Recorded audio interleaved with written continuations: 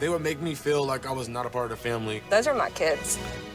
I'll fight tooth and nail for them. She knows how to produce. Do it again. She is a beast. Oh! You work so hard your entire life for a moment. Do it again. If you want to be one of the top teams at the competition, you have to step it up. Do what you are here to do. Leave the legacy you want to leave behind. What we're reaching for, it's insane. Not as insane as the show Cordkillers! Probably more insane. Awesome.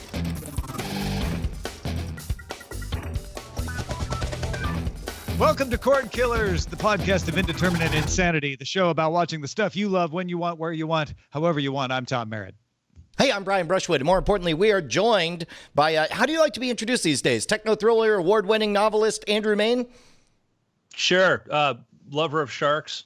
Lover of sharks? Oh, that's right. This is the problem, is you're winning at too many aspects of life. It's like... it's a problem, Andrew. Stop winning. Podcasting's own Tony Stark, it's Andrew Mayne. Hey, everybody, it's me. Hey, Bryce, what was that a preview for?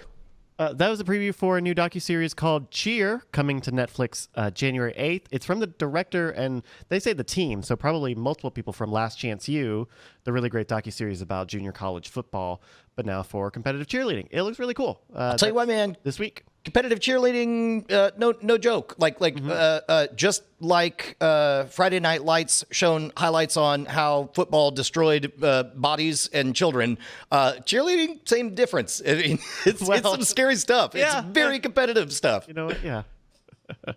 All right, folks. I am at the Consumer Electronics Show out in Las Vegas, so we will have a lot of stuff to talk about from there. It's not as big of a streaming TV show as it is just a general gadget show, but there's some items of interest. But we start with our primary target.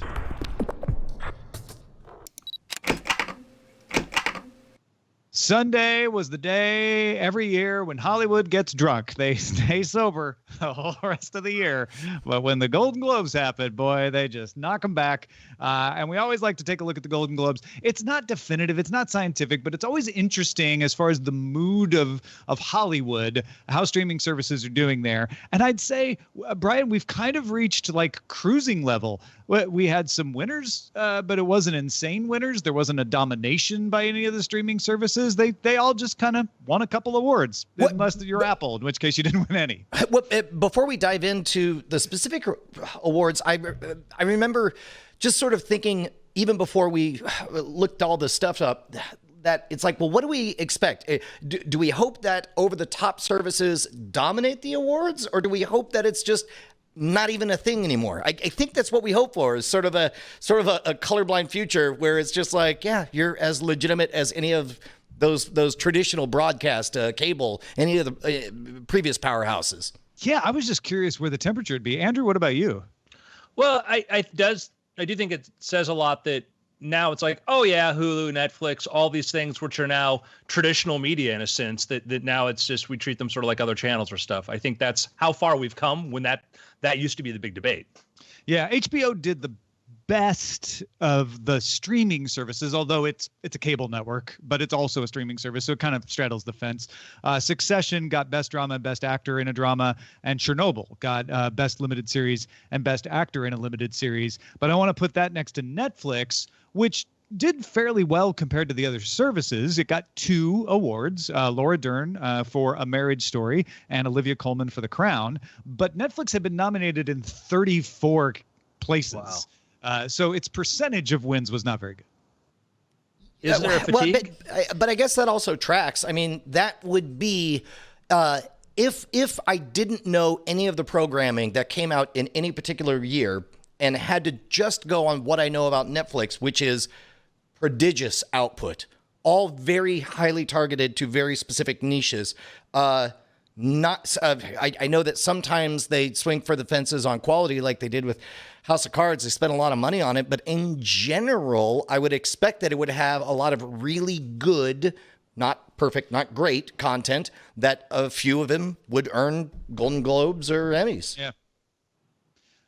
I think only when I saw that The Irishman struck out. Martin Scorsese, Robert De Niro, Joe Pesci. Nobody took home a Golden Globe there. Or Netflix. Any of you watch The Kaminsky Method? No, but it looked. I hear good things about it. That's one of my. I think last time I think that got nominated. I may be mistaken, but that's one of my favorite things they're doing as far as just quality, different kind of neat sort of stuff, which that surprised me the most. Amazon got 2 for Fleabag, Best TV Series and Best Comedy Actress for Phoebe Waller-Bridge, who says that's it. There's no more Fleabag. She's done 2 seasons, and that's all you're gonna get. Do you think? Do you think that kind of announcement needs to come out beforehand so that it's like, hey, I'm gonna go to this award show, and if you guys plan to there's no getting around to it later because this is donezo. Yeah. It's a question. Do you do that, or do you say like, well, she hasn't said no, so maybe if she wins an award, she'll make more of this show we love? I don't know. Very Hulu got Best Actress Limited Series for The Act. Patricia Arquette won that, and Rami Youssef got Best Comedy Actor for Rami, the series. Neither one of which they expected anyone had heard of. In fact, I think Rami Youssef said that in his acceptance speech. That's amazing. Showtime, also kind of like HBO, streaming service, but also cable channel, won Best Actor in a Limited Series. Russell Crowe got it for The Loudest Voice. And like I said, Apple TV Plus nominated. Tim Cook was there as a guest in the audience and didn't take home a single trophy. I don't know. Who would they... Who are they? The hoping? morning show got several nominations. Yeah, so. yeah. Mm-hmm. Yeah. Okay. I haven't seen it, but the buzz is mixed from what I've seen on that. Yeah. Interestingly, the critical buzz is mixed, and this is a critics awarded show, so maybe not that surprising. Yeah. I also, it's Apple TV's first foray. You know what? Here's Netflix, what I think. When Netflix first got nominated, we were like, oh, Netflix got nominations. Didn't matter. They didn't win anything. Here's what I think. I think that Tim Cook is a fan of our show and has heard me say it's going to be great for so long that he was like, let's make sure we're not great right out of the gate. We got to keep that statement as true for as long as possible. And just, yes, it's going to be great. Didn't start great. Not great yet. It's going to be great, though. Well, you saw the news that they brought in the former head of like development of HBO. And part of that was the idea that he could probably fire and hire whoever he wants. So that's going to lead to a very big shakeup there, presumably. So yeah. We'll talk about that a little later on the show as well. Let's thank our patrons for making it possible for us to continue to do this show and bring you all the news that helps you figure out what the heck you're going to watch these days. Hells yeah, dude. Just $1 an episode. If you're digging our stuff, you know what? We only need one of you to give us just a little bit of money. Why don't you look in your wallet? Look in your wallet. Here's a magic trick I just came up with. Look in your wallet. Is there $1 there? Great. All right. Hand me that $1. You have to go to patreon.com/Cordkillers. That's how you get it to us. Go ahead and pledge it. Excellent. Okay. Ready? Now watch this. I'm going to magically transform that $1 into high quality independent content delivered every single week to your feed. You should check out Hulu Live. I'm going to transform it into your very own personal RSS feed where you get stuff early. You don't have to break things up. And more importantly, you get to call us, or we get to call you our boss. Yes, be our boss. Patreon.com/Cordkillers. All right, let's get to how to watch. Oh, CES. CES is always good for the how to watch stuff. Amazon announced the Fire TV OS coming to TCL soundbars. A lot of these soundbars are starting to act as hubs for all of your HDMI devices, but also carrying your smart TV software rather than having the TV carry it. The Alto 8 Plus in the US and Canada is getting Fire TV OS now, and the TCL TS811 for the UK, Germany, France, Italy, and Spain will get it pretty soon. Later this year, soundbars with Fire TV will get a software update so they can support Dolby Atmos, HDMI switching, far-field microphones, so you can do better voice control with the Amazon Voice Services, and device control, so the kind of an infrared blaster thing. Fire TV is also coming to seat-back screens in BMW and Chrysler cars for the back seat. Amazon is expanding its Fire TV Edition program for certifying TVs to include not just the people who make TVs, but operators. So in other words, you won't just certify the TV, you'll certify the cell phone product, the auto integration, the cable box that has Fire TV on it. And finally, Amazon announced Fire TV now has 40 million users, widening its lead on Roku. Roku last reported its numbers in Q3 when it had 32.3 million, but Roku hasn't announced its Q4 numbers, so it'll probably get back to being closer. But Amazon has been in front of Roku the past couple of times. So, Tom, obviously you're more plugged in on the hardware side of things than I am. How long has this trend of shoving a Roku or a Fire into a sound bar been happening? Because that's a brilliant institutional. That's a good case of recognizing latent bandwidth. There's a thing that you need to make the sound. You got one anyway. Might as well plug something in there if you can't get it in the other thing. Yeah, I mean, the sound bar as a replacement for 5.1, like, oh, you don't want to hang speakers around, just get the sound bar and it'll do close to the surround sound that you want. That's been coming for several years, but putting like Roku in a sound bar has just been in the last year and a half or so. So we are seeing a lot more of that stuff. And it does seem like we had the boxes, and then we saw it start to be in the TVs. You can still get the boxes if you want. Now we're seeing it go into sound bars. You can still get the boxes. You can still get the TVs. So it'll be interesting to watch that. But specifically, this solves a problem that I have not known what the solution has been for the entire duration of the show. We've talked about how the upgrade cycle of televisions is so slow. It's 5 to 7 years to replace a television, whereas the upgrade cycle for whether it's a PlayStation or a computer or whatever is much, much faster. And when you attach a Roku or a Fire Stick or whatever, how do you fix that? Now, of course, we had the dongle revolution, which fixed it to an extent, but this is a very clever sideways angle to tackle this problem, where you can get upgraded hardware for a faster, smoother, better UI experience. Yeah, we've been seeing the operating system moving into the TV more as the trend, and I wonder if putting it in the sound bars will bring it back out and make the TVs acceptable as dumb devices. Right. And Goucham in the chat rightly points out, wait, you don't upgrade your speakers more often than your TV. Correct. But you might upgrade your speakers while not upgrading your TV. It is another moment to put something else in. Way to do it. Yeah.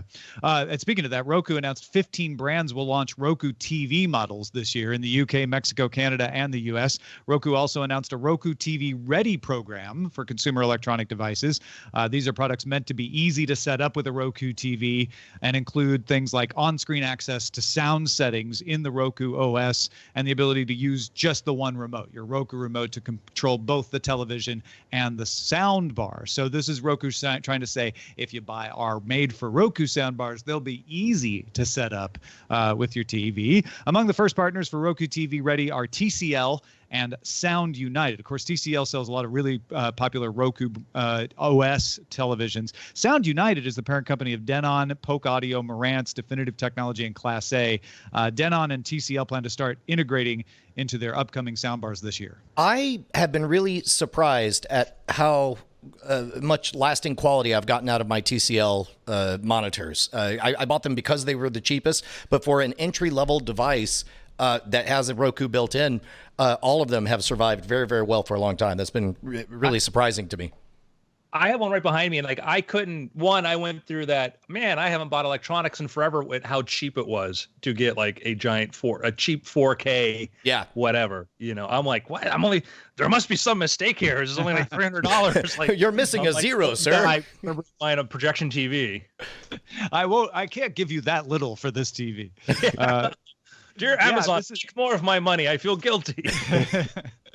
And I think this is smart of Roku, going back to the soundbar conversation, to have this certified by Roku thing to say like, hey, if you're interested in those soundbars, you probably heard about them with the TV operating system built in. Ours will be simple, especially if you have a Roku TV. You'll just be able to use the Roku TV the way you always have, Andrew and Brian, and your soundbar settings will show up there, and you use the same remote. And I think that's pretty appealing to people. Do you think Roku is ever going to, and this is total side jag, totally speculative, this is me just doing my Brian as if I'm a stoned undergrad moment. Do you think they'll ever do a thing where you will be able to have kind of your Roku ID, and no matter what device you go to, it just easily recognizes you, or you're able to put something in to where all of a sudden all your things are there. They probably already do that. Even as I'm saying that, that sounds like Yes, something that they do probably In fact, already do. When Eileen got the TCL super cheap Roku TV for her office, that was one of the magic moments, was when I just logged her in and all of her apps just started downloading. That is so funny because I've had a miserable time individually setting up every Roku and resetting it up, because with Disney Plus, I had to do things all over again. I had to do firmware upgrades, and there was so much stuff that didn't work. I look forward to when it's even easier than however easy it's supposed to be right now. That is a good point. Is it automatically downloads your apps, but it doesn't sign you into them. And that is where the pain comes, is having to sit there and sign in. That's where single sign in, like Apple does on Apple TV, becomes super handy. So it would be good if they got that better. They had definitely have room for improvement there. Speaking of television operating system, LG has a smart TV operating system they run on their televisions called WebOS. It's the old Palm WebOS. They bought it and put it in their TVs. Got some updates, including an Apple TV app. If you have an LG TV going back to 2018, the next update to the operating system will add the Apple TV app to your LG TV. Also, sports alerts will let you set a favorite team and get notifications when they're about to play, and let you switch to the right channel and the right input with one click. Who, Where, What is kind of an Amazon X-ray like function that'll let you see info about people and places on screen. It uses a little machine learning to tell what's up there. And one of the things they talked about was, if you see a piece of clothing that you like on someone in a TV show, you can use Who, What, Where to find out what brand of clothing it is and where you can buy it. Oh, man, that sounds like something I will proudly announce that I will hate, and then at some point use, and then eventually not be able to live without. I don't like that. That's a very 90s, though. That was a big push they had back then when they were trying to push the whole set-top box sort of thing, is watch the show back before, who was going to own the internet, and that's how we'll make money, is we'll have the thing, you watch the show and click to buy, which is great until you're watching reruns of Friends. If I'm reading Who, Where, What right, and I might be mistaken here, it's not click to buy. It's just telling you what it is. You have to go off and buy it yourself if you want. Here's what I suspect this is all leading up to. This is a very, very smart play, because essentially what you're doing is you're building an extraordinary database of do you remember the days where you pirated all your music, all your MP3s, and then there were various things that would fix fix all the ID3 tags for all of your MP3s? Oh yeah, right. That's what this feels like to me. They're essentially doing ID3 tags of like, okay, this is a unit of content. And that used to be all an AI could know. Now it's a unit of content. Now it's able to individually correctly label every single design decision on there. And later AIs are going to be watching us watch TV and be able to say, man, he really seems to like Star-Lord's outfit. Every time we watch his eyes, watch this part. So now the AIs have targeted, this is somebody who really likes Star Wars jacket, reaches out to your loved one, says, hey, why don't you buy Star-Lord's jacket for your husband? Bonnie, will you buy me Star-Lord's jacket? That's what I'm trying to say. No, in the real case, you're going to get Gamora's outfit. That's right. That's right. but I think this is what you need to get to that place. Yeah. That kind of system will be impeded by a new app that Samsung is introducing on its televisions. The Privacy Choices app will let you, for the first time on the Samsung Smart TV, see what data is actually being collected about you from any of the Samsung Smart TV apps, and choose to opt out of that data collection if you wish. I love this beyond words.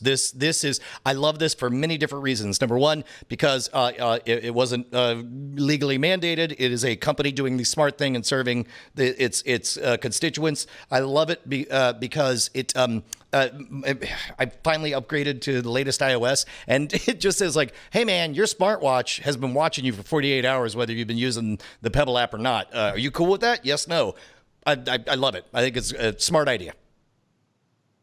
Yeah, and I think Samsung getting ahead of the curve there. I'm sure that there's going to be pressure on all the smart TV makers to do this. There's been a ton of those kind of stories out there saying your smart TV is spying on you.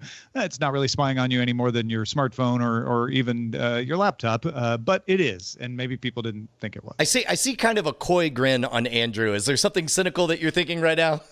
Well, I mean, one, it's Samsung, and it reminds me of like Google's opt-out thing, where you find out, no, you're not really opted out. You're opted out of a different kind of category. We still collect all this other info, and that's like, yes, I want this, but as long as we're being incentivized for lower cost TVs by them collecting ad data and all this sort of stuff, you're always gonna have to be super suspicious when they say this versus companies that just charge you more because they're horrible at advertising, like Apple.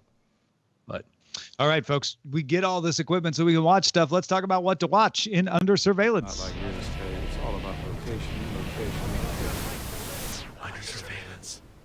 Brian, Andrew, I have shocking news. What? Bryce, you're going to have to get ready to catch Brian when I say this, okay? All right, ready.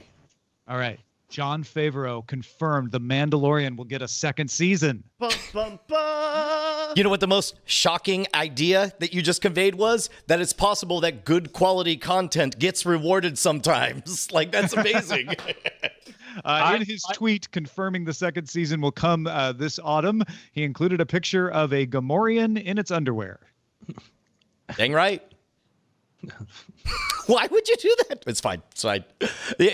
That feels like a bit of a mild troll. Like, I don't know. Let him look at this. Yeah, troll, because it's a Looks more like a pig to me. But... A mild. It's a mild troll. He's the nice one. The pig could be a mild troll. I heard it on good authority that Star Wars is dead. I'm sorry. I was told that. Oh, man. We're not to spoiler in time yet. Hold on. In a video promoting the new shows coming to Disney Plus this year, Disney announced that WandaVision, that's the Marvel series focusing on Scarlet Witch and Vision, will arrive a little earlier. It's going to come in 2020, not the previously announced 2021.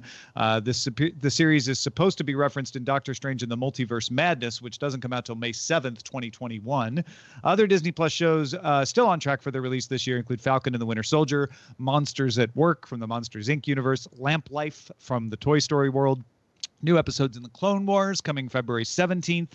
The return of Lizzie McGuire, the aforementioned Mandalorian, of course, plus a bunch more. Yeah, good, because I was thinking about deleting the app because I'm like, well, I got what I wanted out of Apple TV for this year. I don't blame you for thinking that at all. And looking at the catalog, I still don't blame you, especially since my guess is you've had your fill. You're not diving into the Marvel Cinematic Universe. You've had, you've feasted at that buffet. I own them all, so yeah. As a parent, it is the best babysitter. It's done. Yeah, I'm locked in forever and ever, never. Yeah, that's their base. Folks like me and Andrew are going to pause and unpause and go back to Disney Plus from time to time and then maybe leave.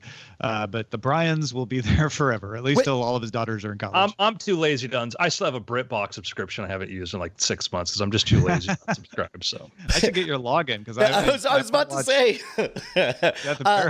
Where are you guys at on the excitement meter for Marvel TV series crossover with the movies? Like, does that I think there was a time that it would make me instantly more excited, but instead I'm like, sounds like work. Is this going to be like a S.H.I.E.L.D. thing where I'm going to have to sit through the S.H.I.E.L.D. or the S.H.I.E.L.D.? I'm going to have to sit through Agents of S.H.I.E.L.D. The Agents of S.H.I.E.L.D. Yeah. I just want good shows, and I certainly think that what made it exciting initially when they launched like the Netflix shows, like, oh, and it'll be part of the bigger universe. But then it was, like they had the broadcast division was run by one group of people, and those shows just were not my cup of tea. Like I just could not get into them. The Netflix stuff I loved, and then stopped watching. So I just want good shows. Yeah. Well, here's a possible good show. Rob McElhenney and Charlie Day, you know him from Always Sunny in Philadelphia, are making an Apple TV Plus show called Mythic Quest Raven's Banquet, coming to Apple TV Plus February 7th. It's a comedy about a team developing a popular video game. This is that creative supermind's opportunity to become Matt and Trey from South Park. Like they were able to transcend, like they spoke one language on South Park and then Book of Mormon happened and they're like, okay, well, they're just geniuses of many different varieties. We know that brain trust is able to speak the language of situation comedy perfectly well. But if they can also speak to gamers, like weirdly, my kid probably won't love Always Sunny in Philadelphia when I show it to her. But if they're able to speak the language of video games as well as Matt and Trey have crossed over into the language of musical theater, then they're super gods. Okay, can I just do a quick touchback? I just looked up to see who was the showrunner for Falcon and Winter Soldier, and it's Malcolm Spellman. But his the little Google bio, Malcolm Spellman is an American writer and producer. He is an executive producer and writer for HBO's upcoming TV series Confederate. I don't know anything about that. What is that? That was the canceled Benioff and Weiss series. That's okay. Got it. Okay. Yeah. Little file that one there. away. All right. Killing Eve has been renewed for a 4th season. Of course, Sandra Oh and Jodie Comer will come back, but there's no showrunner announced. Each season has had a different showrunner, but each season has also been very popular and critically acclaimed. Phoebe Waller-Bridge ran season 1, Emerald Fennell ran season 2, and Suzanne Hathcote ran season 3. Cool.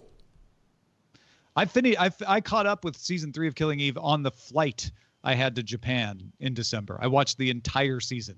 I think that's a great new international flight occupation. Just watch an entire season of a show. It's a reason to go to Japan. As a matter of fact, they should start advertising. Never You can had watch a reason Killing to go Eve. to Japan. Now you do.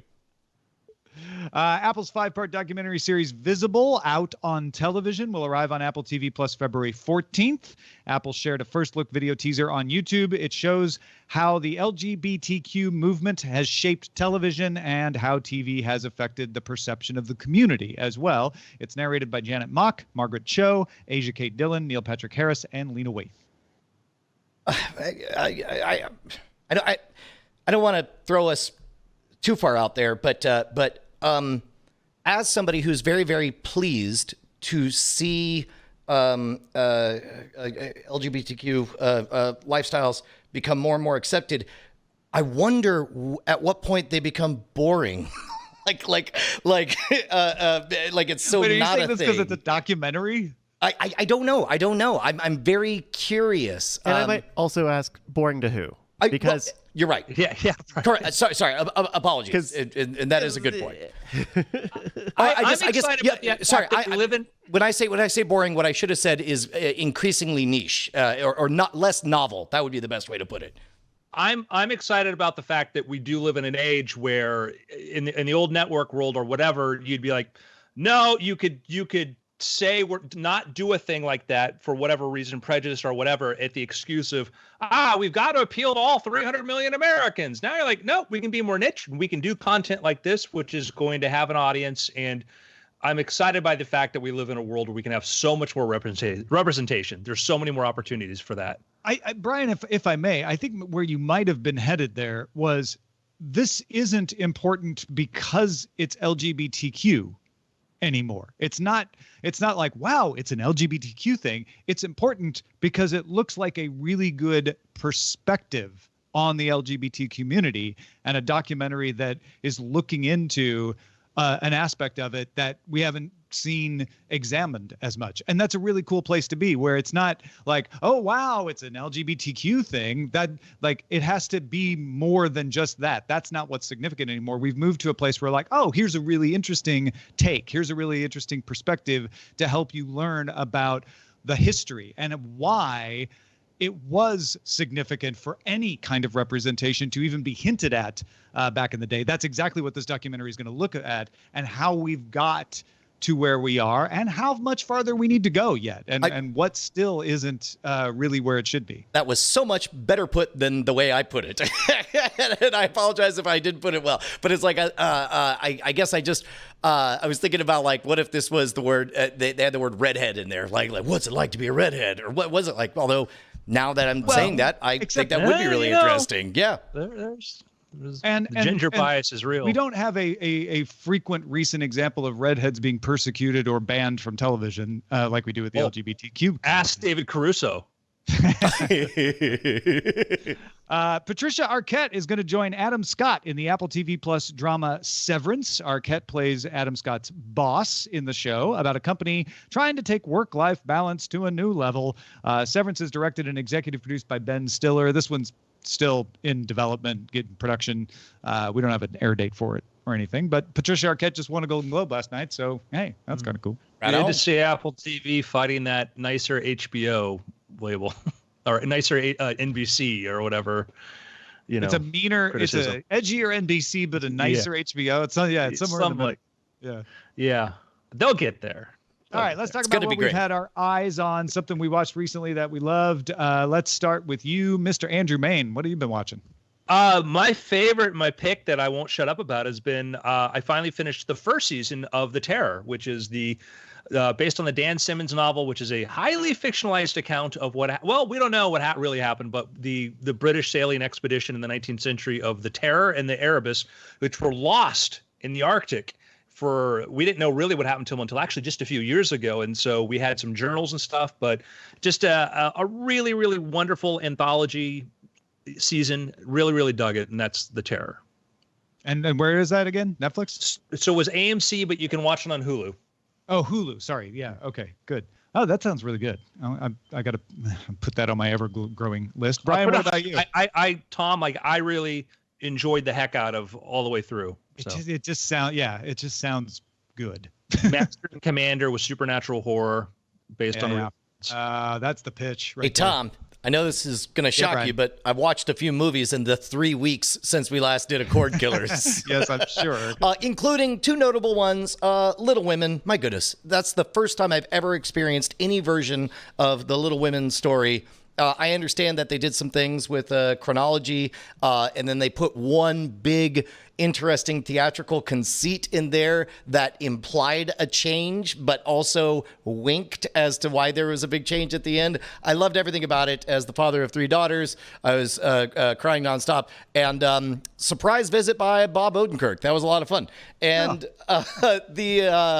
also, I watched Uncut Gems, which I don't know if you've seen it yet, but I really look forward to talking about that movie because that's a weird movie. That movie is very good. I mean, let me put it this way: it is one of those movies we wanted to go see and we didn't. It just breaks so many rules of storytelling, and yet I'm really happy it exists, and I'm really happy that I watched it. It's so wild. As I mentioned, I watched Killing Eve on my flight. So my usual, here are the 3 movies I watched on my flight, don't pay off. And I know I'm not going to convince a lot of people to start watching Korean television with my constant parade of Korean television hits, but I'm really into a show that is appearing on Netflix for us as it comes out. So it comes out 2 at a time on the weekends in Korea and then shows up on the weekends on Netflix here. It's called Crash Landing on You. And the conceit is that the daughter of one of the Korean K-balls, one of the big, complex companies, who is going to be tapped. She doesn't know this yet, but she's going to be tapped to become the heir to taking over the company. Tests out an exercise equipment model of a hang glider, and it gets hit by a freak storm and is blown into North Korea. And so she lands near the DMZ. It's totally unrealistic, but she makes friends with a North Korean guard who's the son of a very powerful family in North Korea. And these 2, children of powerful families in this divided country try to figure out how to get her back to South Korea without getting her in trouble and causing an international incident. So they're trying to hide her down to the fact that I didn't even think about this. They have to explain why she has a South Korean accent because everyone in the village where she shows up is like, why is she talking like that? That's wild. Okay, I'm in. It's a goofy romantic comedy, don't get me wrong, but a goofy romantic comedy set on the North Korean side of the DMZ. Just, I don't know. There's something about it. I mean, I'm going to call it the Asian creative powerhouse of the 21st century is the South Koreans when it comes to outright cleverness. Well, and also so often what ends up becoming history begins as fantasy. And in this case, I wonder if the very existence of this type of story being accepted in mass media is in a weird way like, well, what if we weren't constantly terrified of the people pointing nuclear weapons at us from up north of here? It's a really interesting perspective on it. You're absolutely right. It's interesting to watch what issues they just kind of step around, and which ones they confront. The differences between the people living in the village, they versus the government. It reminds me, thematically, talking about art affecting history, it reminds me there was, what was it, in the late 80s, there was a movie called Ruskies, where it was a Russian fighter pilot who parachuted down and a bunch of kids befriended him and protected him or whatever. It feels like that kind of, we're at a moment of history thing. No, I agree. Was he a pilot or a sailor? Oh, I thought it was a pilot, but sailor sounds more right. It does not matter. I'm sorry. I was just yeah. I remember the kids. I remember the kids were really freaked out that he went to hug them, and they're like, "What are you doing?" They're like, "Is that not what you do when you care for someone?" We had in my neighborhood, and this was in like the early 90s, is we had a lost group of Russian sailors wandering through our neighborhood because we lived on a canal and their boat broke down. And so they were like in port, whatever. We took a little boat tour and their boat broke down and they had to go in their friend's backyard. And there's like a bunch of Russian sailors. I'm like, it's Red Dawn, it's happening. Red Dawn. I love the idea that Korea looks at our, romantic comedies like, he's from Brooklyn, but she's from Manhattan. And it's like, oh yeah, how about this? He's from North Korea, and she's from South. That's Crash Landing on You, available on Netflix. Bryce, what should we be on the lookout for? We've talked about it a lot, and I'm sure people have heard a bunch of other people talking about it. But I remind you, The Witcher came out on Netflix. Toss a coin to your Witcher. I hear that's a very good song in the show. I was able to watch about one episode before the show started today, but I really dug it. It took me a second time watching the first episode to like it, buy into it. A little early for that, but to buy into it, to catch all the characters, catch all the names. In fact, this thing that I have with Game of Thrones, because it's very aesthetically similar to Game of Thrones, was I had trouble following the characters and just names and stuff. Netflix has the audio descriptions, which I'm going to say are a really good in a pinch way to remember the names of these characters, because a lot of them don't always speak up, so the subtitles help, but also just having a British voice say, and then Cyrilla said this. And they're like, oh, that's Cyrilla. Now I know that's Cyrilla. I think it's really neat. It's a little schlocky. I am told that it is partly a Monster of the Week sort of story. There is a little bit of sexy time in the series, I am told. But it's pretty fun and kind of got a little bit of a noir almost take on it. With if you don't know The Witcher, it's Geralt of Rivera, who is this mutant. They just call people mutants. They just have mutants back then. And he's very strong, very capable, hunts monsters, is like a mercenary, but is also bred or trained in some way to be emotionless, to not care for, not to show weakness and emotions and stuff, which, whatever you think about that. But we call that the Mayne family. But I think this was really interesting. I'm glad I gave it a second try, because I think I will give the rest of the season a watch. Have any of you guys watched The Witcher yet? Yeah, we finished it up this Sunday. And Justin pointed this out before I was even finished. It feels like a Monster of the Week in the early going because it's based on short stories by Sapkowski, not on the video game. Right. It's based on the stories. But it all comes together in the second half. And even if you didn't pay attention and didn't learn all the names and were totally confused as I was, it all just suddenly starts to make sense. And you realize you absorbed more than you thought. Justin told me that would be the case, and he was absolutely right. So I would advise folks to, if they think they like it at all, stick with it. Yeah. Andrew, I've been watching 10 minutes at a time and enjoying it. Oh, yeah. So on the audio description stuff, like legit, that's the best overlooked feature of Netflix, full stop. And we were speculating about this before the show. I don't know why they don't take some of their quirky or back catalog and just release them as audio podcasts. Like, I would full on just love to experience some stuff while I'm driving. It would definitely be a neat promotional event for them to be like, hey, here's the first episode of, The Witcher or whatever. Yeah. That's The Witcher. If you got something we should be on the lookout for, email us cordkillers@gmail.com.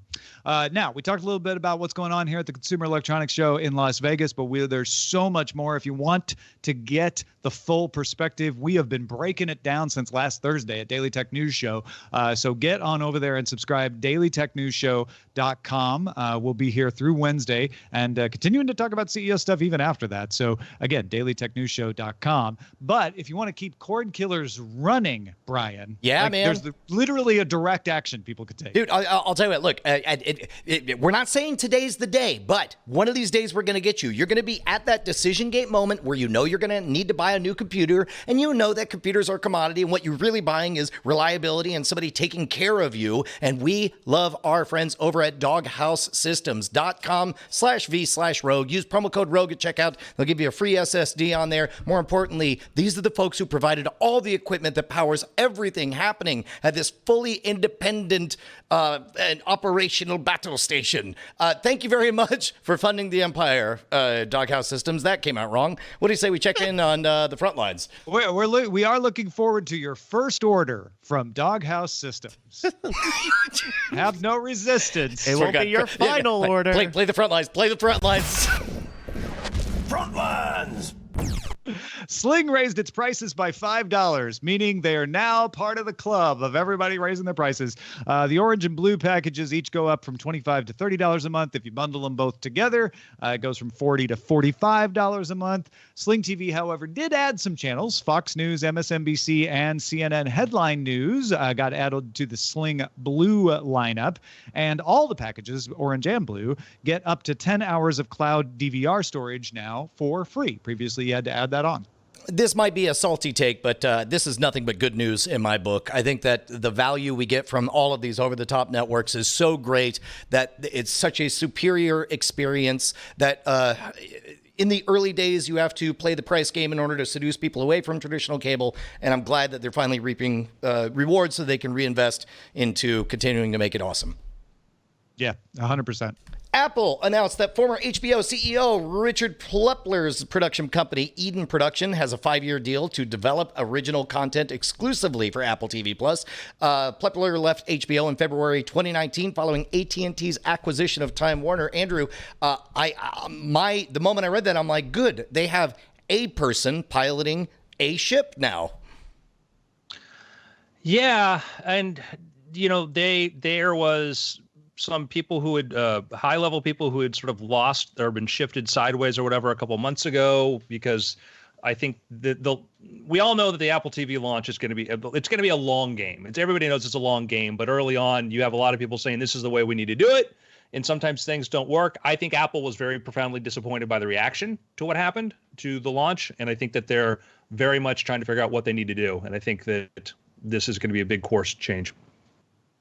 Yeah, and Plepler was brought into the fold by Jamie Ehrlich and Zach Van Amberg, who are sort of the Apple folks running this. Mm-hmm. They're former Sony Pictures TV, and it's HBO Max's mistake, AT&T's mistake is Apple's gain here for sure.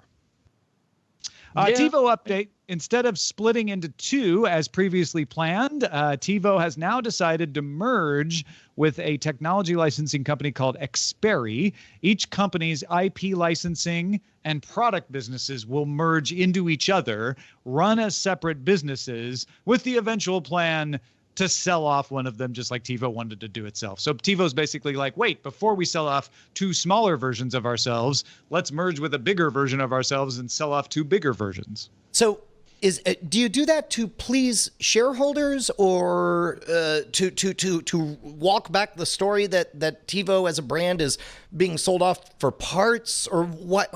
What is? Help me understand the. It's not a public relations move. It's definitely a shareholder value maximization kind of move. Okay, so they're just taking the long way around to selling everything for parts.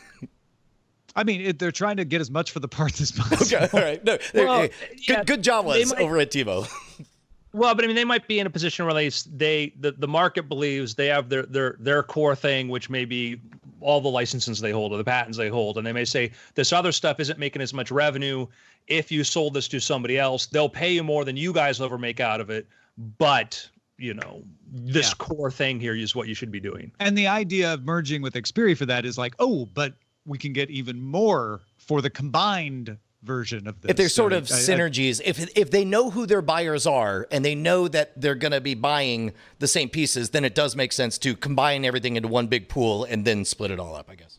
You know, I just thought of this, and I have no idea if it's true or not, but Xperi may have been looking at buying the IP from TiVo, and then in the course of doing that realized, well, wait a minute, you know how we both could benefit more is to merge all of this together. Right. Oh, that's interesting. Polygon reports that content from Disney Plus has been removed from the service at the start of 2020. According to sources, this is likely due to legacy content deals, and that titles may permanently rejoin the service once they expire. Unlike Netflix and HBO, Disney does not publish what content is leaving the platform, but Polygon confirmed that Dr. Dolittle, Pirates of the Caribbean, On Stranger Tides, Home Alone, and Home Alone 2, The Sandlot also are no longer available on Disney Plus.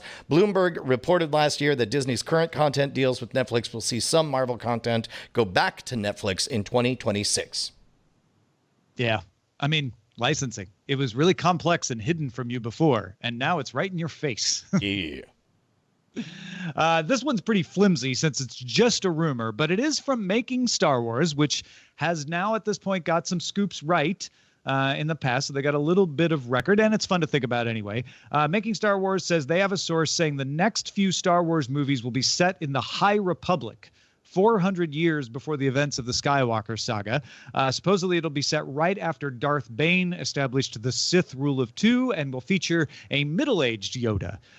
They will be interconnected stories, but not sequels and prequels. They'll just kind of be all over the place, kind of like the Marvel Universe. Is this an established part of the canon that maybe existed as novels or comics or whatever, Not or is this the current new? canon, but this era was looked at in the legends. So I guess what I'm asking is, the big thing is this is the right move because if you tell a good story, there's various ways to go about it. They're doing the Knights of the Old Republic thing, basically. Like give us something that feels like Star Wars with all the Star Warsy things, but none of the baggage of any of the Star Warses.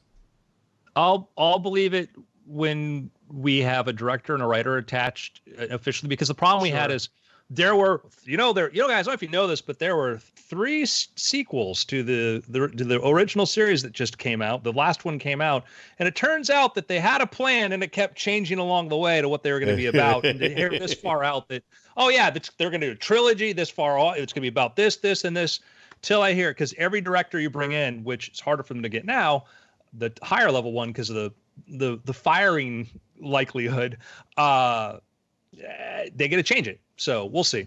Yeah, I love that. It's fun to think about, like I said, but yeah, don't expect this to be the final form this far out and this rumory as it is. And finally, U.S. consumer spending on streaming media is expected to rise 29% in 2020, according to the CTA, reaching a total of $24.1 billion. The growth will be driven by the entry of new streaming services like HBO Max and the cock, according to the CTA. By the way, for the first time, I put that meme out. I'm going to retweet anything from Peacock Network using the phrase "the cock." I want that to take off. I want to see that cock go all the way to heaven.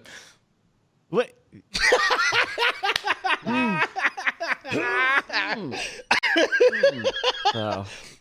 Pixies sang about that, didn't they? Yeah. Shall we do some dispatches from the front? Let's do dispatches from the front.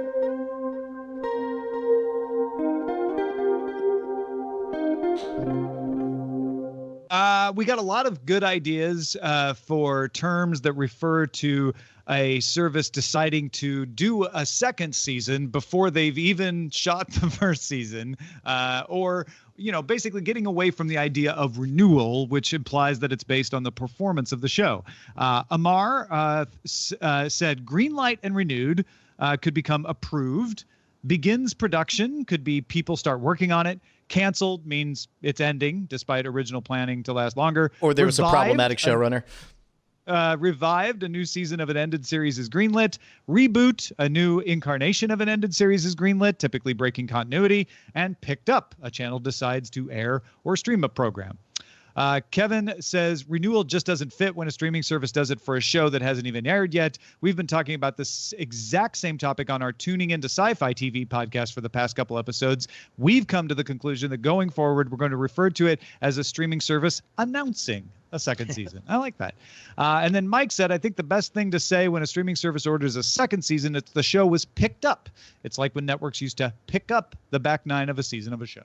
Long-time listener of the show, Torrent Fiend, wrote us a very long email, and we were talking about the idea of when we were younger, the majority of the movies that we consumed, we entered somewhere usually in the first act, and we didn't get the chance to see the first 5, 10, 20 minutes, but we had seen the last part of it 2/3 of the time because of the channel flipping experience. And so he wrote a very long email, but he says he thinks that there's a very, very deep subject with lots of possibilities that these companies have not caught on to yet. One silver lining, he says, in the success of this has been the success of Pluto TV. He thinks that the combination of it and people canceling cable as much as they have has started making these companies start to think outside the box instead of just trying to copy the Netflix model. And I do agree that we're starting to see more out-of-the-box experimentation.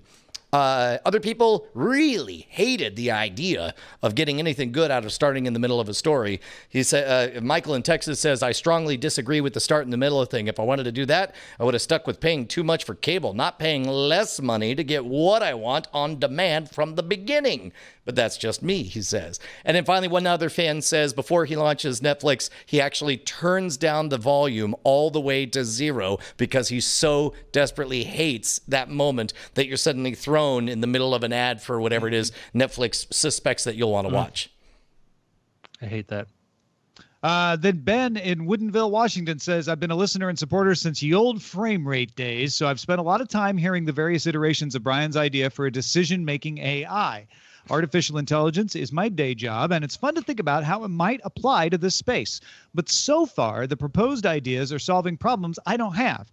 The amount of quality content is growing rapidly, and the amount of time I spend watching TV is not. Because my available TV time is so limited, I'm very intentional with the things I watch. I already know exactly what I want to watch next, and I don't have time to let an AI guess. I think that maybe instead of this being an age thing, I'm in your age bracket, he says, it might be more related to the amount of time people spend watching TV. I wonder if those of us who spend less time watching TV are less inclined to want an AI solution. I can solve this problem for Netflix and everything very easily, okay? What I want to do is I want to log in, and this is what I want to know, because their rating system now sucks. Their thumbs up. I don't trust any of it. I watch less stuff on Netflix now since they got away from ratings when they were getting crappy ratings for stuff. This is all I want. Tell me what Tom likes. Tell me what Bryce likes. Tell me what Justin. Tell me what my actual cohort of friends like. Now, I may not like it as much, but I'll watch it because then I'll have something to effing talk about with them. That's really good point, because there is the outside fact that we don't watch content just for the content's sake. We also watch it so we have a common set of things, a common vocabulary for us to express ideas with each other. Yeah. And not all my friends like Facebook, because most of my friends have garbage taste. I want to just pick the group that we get on the phone and we talk about, or the podcast and talk about this stuff for. Follow their reviews, because if you guys give it a thumbs up, I'll watch it and I'll find something valuable about it, or at least something to yell at you for. Plus, also, if I saw Sarah, Allison, and Bryce like this show, or Justin, Ashley, and Eileen like this show, I'd probably find out from Eileen directly. But you know what I mean? Like, that would make a big difference in choosing. Like, oh, okay, if my friends like it, then it's at least worth checking out. Not just what my friends play, but what they like. Because I don't. Because maybe Brian has to watch it, or you guys have to watch it because your wives make you watch it. But in the chat, they're pointing out that Steam shows what games other people are playing, so you have a vague sense of what they're up to in that moment. Of course, Battle.net shows you what games other people are playing. I wonder if Netflix would team up with Discord or something, so it's like as you're hanging out in these social places, you could tell that people are watching whatever this content is. Or just let me share like a couple of email addresses of friends or something. I would love that. Tell me what they like. When they had Facebook integration, they used to have the button. Just listen to me. When they had Facebook, they used to have the button when you watch something to say share it, and it didn't show it didn't pop up on the screen. But supposedly, when it was going in and out of Facebook, it would use that. I don't want to know what you guys watch. I want to know what you liked. What you like. But that's it's a good point. You would have to actively hit it. So presumably you would hit it if you liked it. Well, And I'm Andrew, sorry, thank you you're for talking fixing about hitting it Netflix. if you like it. We just talked about the Peacock Network. I'm sorry, what was that? I was thanking Andrew for fixing Netflix. I hope they listen to him. If folks want to find out all the right other here. amazing things that Andrew does, where can they go? AndrewMayne.com. That's MAYNE. AndrewMayne.com. Do you have what's your next upcoming novel? Well, I have one next. The new series launches in May or April or May, but the Theo Cray, the Girl Beneath the Sea, is coming up, which is the about a police diver in South Florida. So Keep your eye on the sharks. When they don't think you're watching, that's my little VR game I made. Oh, that's Autoplay. amazing. Someone has an autoplay website. I was like, wait a minute, I recognize that. Yeah. Our website is cordkillers.com. Our email address is cordkillers@gmail.com. We're live on twitch.tv/Night Attack, which is also carried on diamondclub.tv Mondays at 7 p.m. Eastern, 4 p.m. Pacific. We'll see you again next time. Yay. Hey guys, Brian and Tom here, and it's just the same old message at the end of the credits, just like always. That's right, Brian. Nothing new here except your name showing up. Oh my gosh, because I've you got a just name. supported us on Patreon. Yeah, all those $5 donors, look at that. That's your name in pixels. We're gonna make you famous, kid. Put your There's name in some pixels on classic the internet. names in there, but some of you are new. Some of you aren't there. It's sad. What can they do, Brian? I mean, they could go to patreon.com/cordkillers and pledge $5 an episode and be one of these amazing people, like this one. Amazing. Oh, look at that name right there. Diamond Club hopes you have enjoyed this program.